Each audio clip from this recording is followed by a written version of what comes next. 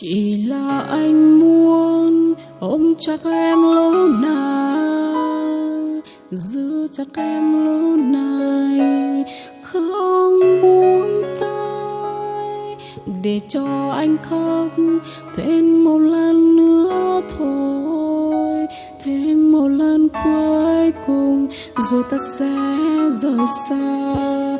Vậy là kết thúc sau những lần nói cười, ta cũng không thể nào đi chung lối.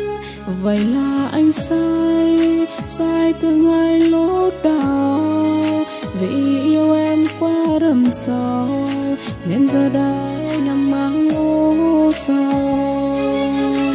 Có bao giờ em nghĩ về anh, về những đắng cay đắng gai chiều, từng ngày trôi qua là những nỗi đau không phai nhòa. Có bao giờ trong mơ vội vã nhìn không thấy anh em đã đi tìm, như anh từng mơ, anh từng khóc vì em.